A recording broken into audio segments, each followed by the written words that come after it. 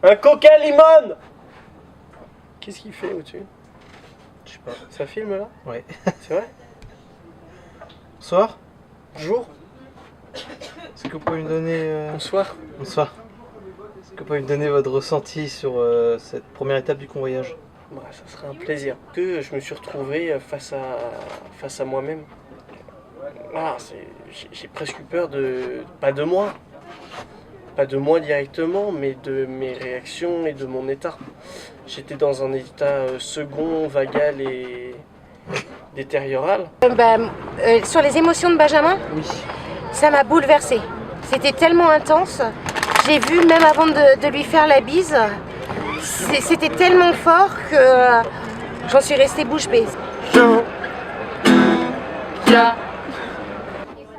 Alors moi je pensais pas que j'allais aller aussi loin dans l'expérience sensorielle, notamment au niveau olfactif.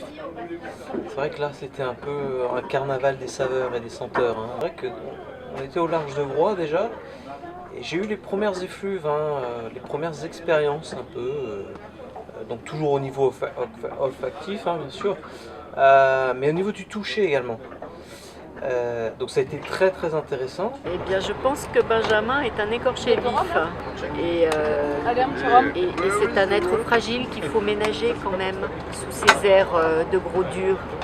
Voilà, donc Benjamin, c'est un marshmallow dans une écorce de chardon. Non, on ne dit pas les chardons, on dit les coques, tu sais, les marrons. Quand ils ont encore leur coque, la châtaigne. Tu vas couper au montage. Hein.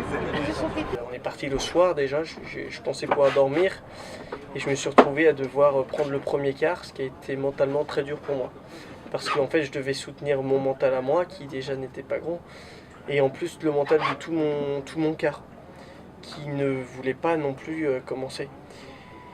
Et je me suis retrouvé très rapidement avec une remontée gastrique dans mon estomac qui m'a permis de comprendre que j'allais pas être bien. Qu'il fallait que ça s'extrait par un endroit ou l'autre.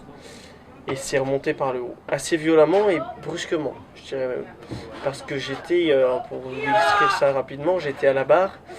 J'ai eu le temps de demander un relais barre et de me pencher sur une zone rouge pour pas salir le blanc. Et de pouvoir extraire voilà, tout ce que j'avais en moi. Voilà, j'ai roté du sang à ce moment-là.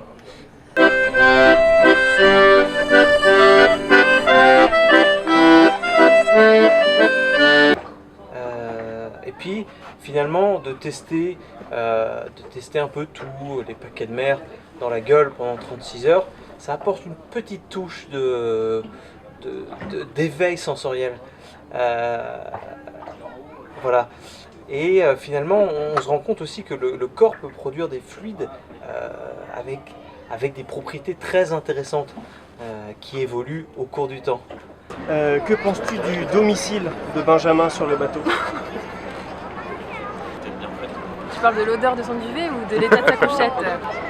Moi, je trouve qu'il a fait des efforts pour rendre la vie du bateau... J'ai pas envie de dire parfumé. Parfumé. Ouais. Benjamin! Préjean! Benjamin! Alors c'est toi qui as dû sélectionner les candidats pour faire le convoyage. Et pourquoi avoir pris Benjamin? Eh bien, mon cher Cyprien, non point de sélection pour Benjamin puisqu'il nous a été imposé par la direction de Jolokia pour faire des images. Voilà. Donc on peut quand même louer son travail, puisque beaucoup de professionnalisme sur ses prises de vue, même si un peu tir au flanc parfois. Il a fallu quand même le motiver très souvent pour faire son boulot. Bon, indéniablement, le problème c'était l'odeur, ça on est d'accord. Le duvet mouillé le deuxième jour, ça a été un grand moment aussi de solitude, je pense, pour Benjamin. Mais je sais pas comment il l'a vécu en fait, ce convoyage-là. S'il est content ou si de nous avoir imposé toute sa pestilence ou si... Merci beaucoup Jean-François. Alors on voit que la sélection pour cet équipage de la première étape a été quand même négligée, puisqu'on était plutôt sur des âmes assez sensibles, pas très ouverts, pas très ouverts à l'odeur de l'autre. Qu'est-ce que vous avez pensé de la présence de Benjamin à bord. Benjamin, ça va aller... Ouais, Très bien. on a eu un poids lourd tout du long. Benjamin a été du début à la fin, on peut le dire, contraignant, puant et chiant, franchement. Non mais pour dire ce qu'il est. Il était, je vais vous en passer, je vais vous faire 2-3 exemples, mais il y en a des centaines. Hein. Techniquement, j'arrive de Londres, donc la capitale anglaise, et on a déjà eu quelques échos, notamment dans le Guardian, sur les odeurs de Benjamin en fait, à bord de Team Jolokia. Il paraît que le piment se passe plutôt dans les chaussettes.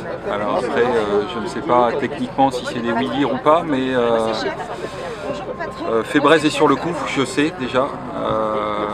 Saint-Marc est sur le coup aussi, mais techniquement, je ne peux pas trop dire. J'arrive juste, donc je ne voudrais pas balancer non plus. Et voilà. Et du coup, j'ai apporté ma petite touche Décathlon. Et il s'avère que les duvets d'il y a 10-15 ans n'avaient pas l'aération suffisante.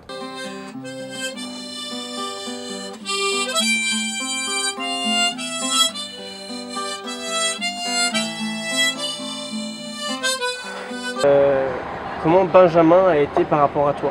Je sais que vous aviez une promiscuité forte. Ouais, voilà. Il m'a aidé dans des situations les plus délicates.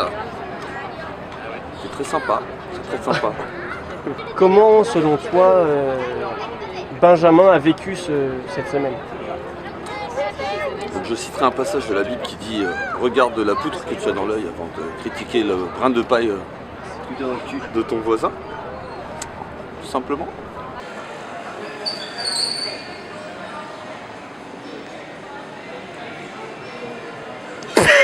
Alors il faut dire aussi que pendant les 36 premières heures de pré-travers, j'ai dormi au vent, sous le vent, à côté de la descente.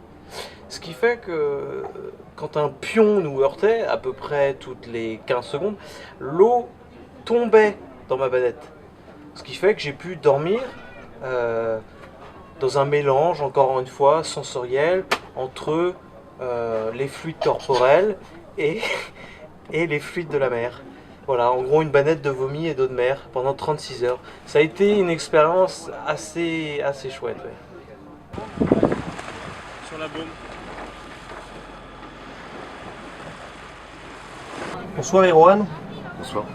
Alors j'ai une question à te poser, tu dois t'en douter, hein, on a oui, un peu le bon, sujet. bien, oui. Tu sais ce que c'est déjà? Je m'en doute un petit peu, mais je suis vachement angoissé par rapport au sujet, donc j'aimerais bien que tu passes assez vite sur la question et qu'on passe à autre chose. Tu veux parler de qui Je préfère pas le dire, hein, je préfère que tu le dises pour évacuer, pour relâcher. J'ai chanté pour la première fois, j'ai fait pour la première fois un karaoké hier, j'ai chanté. Ça m'a soulagé énormément. Merci Benjamin d'ailleurs, parce que là... Un remerciement pour Benjamin. Mais justement, qu'as-tu pensé de Benjamin pendant la semaine?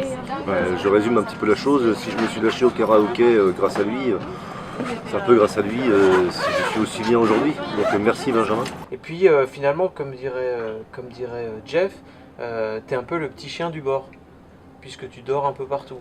Ou comme pourrait le dire Claire, toi t'es un peu le clochard du bateau, parce que tu dors sur les voiles. Non, c'est vrai que j'ai eu plusieurs surnoms durant ce voyage, et j'avoue que j'en sors vraiment grandi, serait peut-être pas le terme adéquat, mais j'en sors déjà, et en sortir c'est déjà pas mal. Je ne suis pas musicien, je ne suis pas chanteur, mais quand je vois ce bateau, ça me rassure dans mon cœur. Je ne suis pas musicien, non mais je suis chanteur. Quand je te vois, mon cœur... Et le tangon n'est pas un banc, je le rappelle une dernière fois.